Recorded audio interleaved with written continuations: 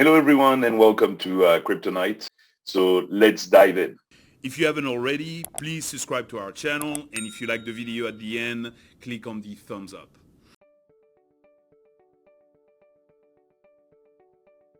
Hello, everyone, and welcome to Kryptonite, the crypto investor channel. Today, I'm with Colton. How you doing, Colton? Good. How you doing today, Boris? Good. Let's dive in. We're gonna talk about altcoins and how to invest in them. Yeah. My first question today for you, Boris, is what is an altcoin? What is considered an altcoin, and how do you purchase an altcoin? So Bitcoin is the only thing that is not an altcoin. The others, including Ethereum and everything else afterwards, is considered an altcoin.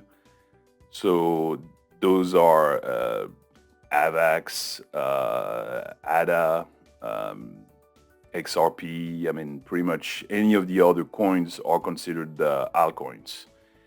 And to buy them, the big exchange like Coinbase or Binance, they usually carry about a certain number of altcoins. Sometimes it's about 50, 60 different altcoins. Some other carry a lot more. Gate.io, for instance, which we just did a review, does actually over 900 altcoins. So you have a lot of choices. So depending on the platform you're on, you can buy those altcoins. Usually the biggest one are on most of the exchanges. And some other exchanges have more altcoins like Gate.io. And after that, you also have the DEX, the decentralized exchange. They usually carry a lot more as well.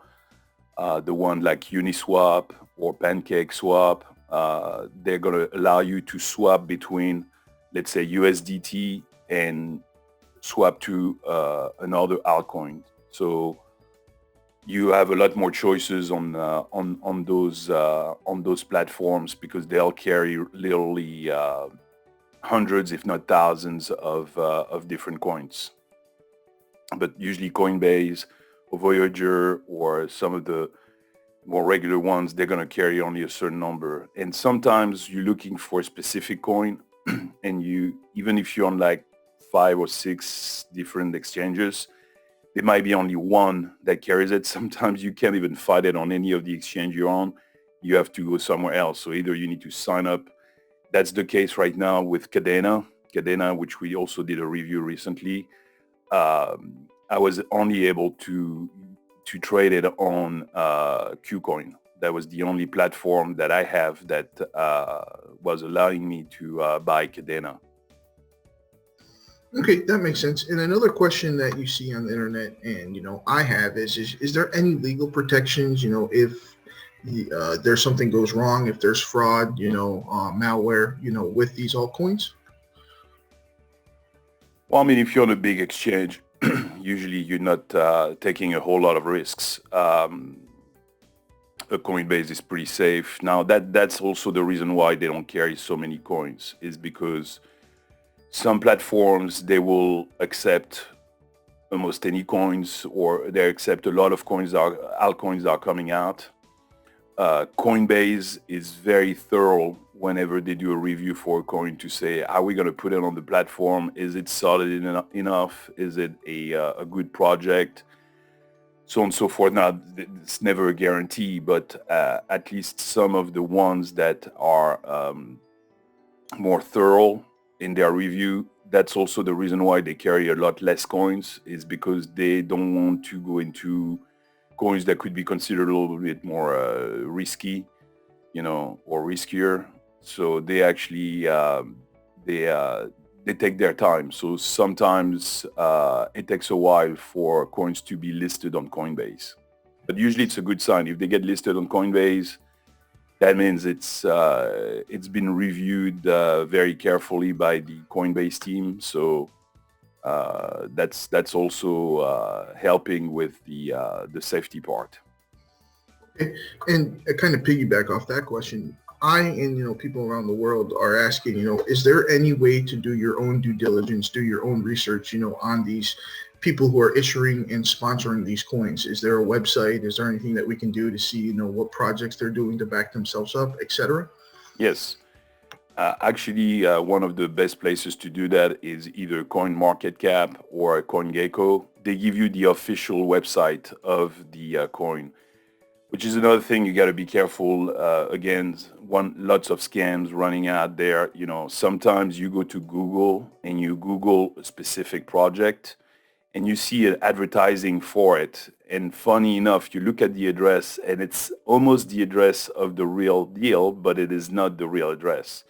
So you'll see, for instance, the address of, let's take Avalanche. The official address is like avax.network, but you'll see an avaxio.network or something close to that, and they have nothing to do with the real thing. And you got to be careful because on some of those, you can open a wallet and you send money to that wallet. So that's usually, a big safety concern is if you do it through Google, since they allow people to advertise and they can advertise almost anything and it's a scam, if you get the wrong address of the coin, and it is not the real address, and then you end up, and they usually make a perfect copy of the website, so it looks exactly like the original website, so it's very difficult to detect. And so you end up being on the wrong website. You say, oh yeah, let me open an AVAX wallet, for instance.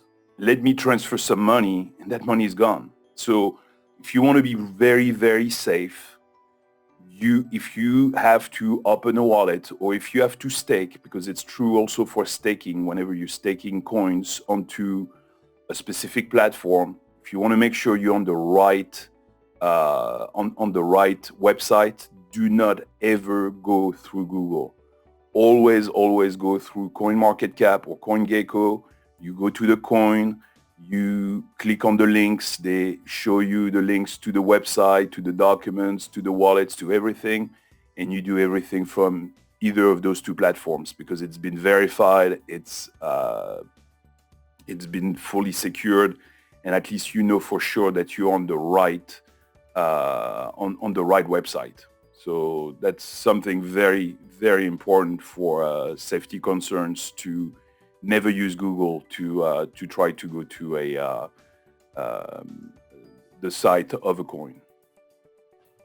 That makes sense. And, security is, the top priority. And that's, you kind of answered this earlier, but this is another question that people have Googled a lot. And is it going to be on your exchange or your wallet to be the one refunding your money if something goes wrong? And, if they don't have the adequate funds, how will you get the money back?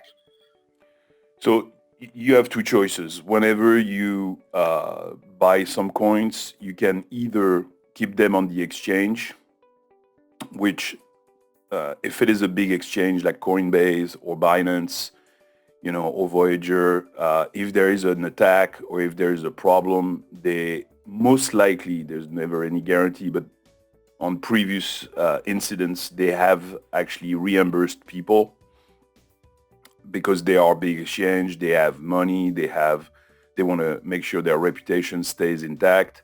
So they have reimbursed people. Or the other thing you can do, which is a lot better, it's to have your own private wallet. So once you're done buying those coins, you transfer them to your private wallet. So it could be a ledger key, it could be an atomic wallet, it could be MetaMask. There are lots of wallets out there. And the advantage is if an exchange goes down, like let's say Coinbase goes down, and it has happened multiple times, but you're also on KuCoin, you're also on Gate.io, you're also on Binance. And right at this moment, you decide like, well, I want to sell some coins, but Coinbase is down, I can't get to it. Well, at least you can send your coins somewhere else. You can send them to KuCoin or to Voyager or Binance. And so That's the advantage of holding them into a wallet. First of all, it is your money. It is in your wallet. It's not like sitting at the bank, which is a little bit the same, than having it on an exchange. If that exchange goes down, the money is gone, and they might reimburse you, they might not. Like I said, usually the big ones always do, but no guarantees there. But also there's the problem of what if the exchange goes down because let's say it's a very volatile day, lots of activity going on, and sometimes there's so much activity that actually you see one of those big exchanges go down. If you have it in your own wallet, then you can send it somewhere else on an exchange that is still working at that time and allows you to sell. Plus, usually you're a lot safer having the money into your own wallet. But the one thing to remember whenever having your own wallet, it's like being your own bank. So don't lose the keys of the safe. So there are keys whenever you set up usually it's a bunch of phrases or a series of words in a specific order. So you got to make sure you're writing those very carefully on something on a document that is very safe. So it could be on a notebook or something, and that notebook is in a safe at the bank, or it's in a safe inside your home, and the safe itself is actually in a secure location. So be careful, you definitely want to take extra precautions, probably have even 2 sets of copies of those words to keep them in 2 different places in case something happens and you need to restore your wallet. Because if you don't have those phrases, no one's going to be able to help you. So be very careful with that. Okay, that makes sense. And if anyone, needs help with a wallet or anything like that, we have a couple videos already. Celsius is a great choice. Feel free to go back and look. From my side, Boris, that's all the questions I have today on altcoins. If you'd like to add anything, feel free. Sure. I would say probably if you don't have a lot of money in crypto and you are a beginner, probably going with a Voyager or a Celsius a Coinbase, that's probably your best bet because and probably leaving the money there so that it's fairly secured and at least you don't have to worry about custody of the coins. Now, if you're a little bit more advanced, it's probably a better idea to move them to a wallet. But like I said, it takes some discipline. You have to make sure you don't rush through it. You take your time. You understand. You have to understand well how it works, and you need to be careful because at that point you're the one responsible. There's no one to call once it is your own wallet. Unfortunately, there's really no one you can call to say like, "Hey, I lost my words, my seed phrase," what they call them. You don't have anyone you can call. So before jumping into this, you probably want to investigate a little bit, and before transferring too much money on a private wallet, play with a small amount just to make sure that, hey, am I understanding everything? Can I restore the wallet? Because if you have a phone, maybe you set up that wallet on your phone, and then you can set up usually those wallets on your computer as well. So try to restore the wallet once it's been created, let's say on your phone. Try to restore it on your computer to make sure like, okay, now I understand how it works. I see how those words work, and that you can restore everything before transferring everything to a wallet and not understanding how it works and losing it all. So that's great advice. Yes. All right. Well, I hope this video helps. Thank you so much for watching. Thank you, Colton, and we'll see you next time on next video of Kryptonite. I hope this video helps. Thank you for watching. Have a good day. If you haven't already, please subscribe to our channel, and if you like the video at the end, click on the thumbs up.